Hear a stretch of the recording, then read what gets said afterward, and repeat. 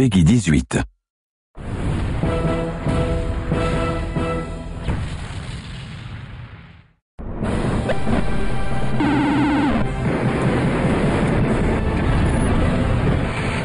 are turning into monsters!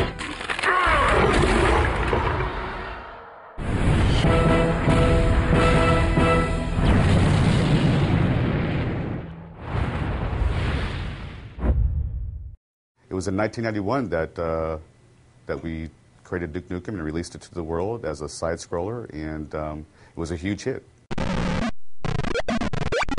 Our inspiration back then was comic books because we always felt like if you focus on the character, there's no end of stories. Duke does it his way, and his way is very entertaining.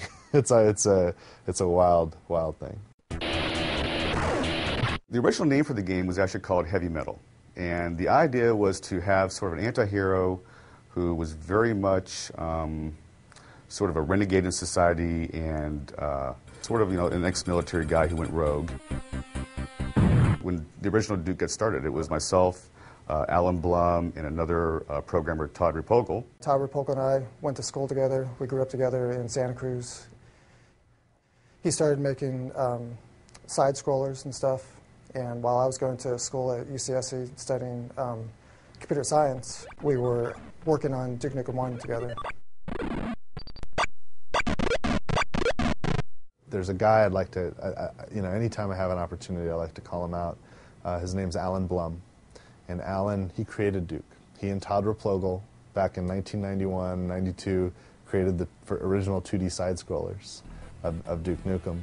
And, great fun games. And he's the one guy that from the very first moment of Duke existing all the way through till today has been involved in the Duke projects. It's very childish, so it doesn't take itself seriously, It's, instead of trying to fit a formula or trying to do certain things, it just does stuff you want to do.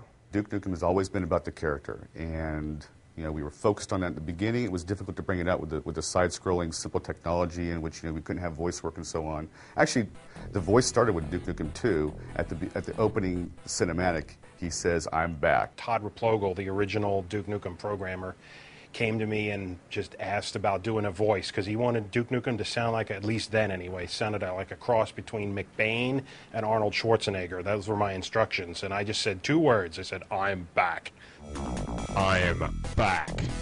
The original Duke that Todd and I were working on didn't really work well, and when George joined the company, he actually spent several nights kind of redesigning, and back in those days, it's like, it was EGA and very pixelated and stuff, but he gave Duke his little smile and gave it the yellow haircut and everything, and kind of really made the character look the way he still looks today. What? Did you think I was gone forever?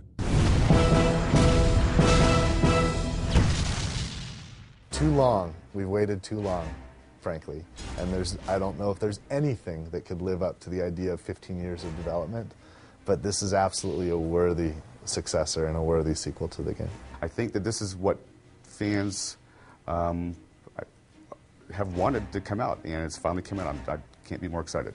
If you're a Duke fan, and especially you're one of the fans that hang out on the 3D Realms forums for all that time, refusing to give up, refusing to, give in to the naysayers or whatnot, you're going to have a blast with this because it is a hell of a lot of fun.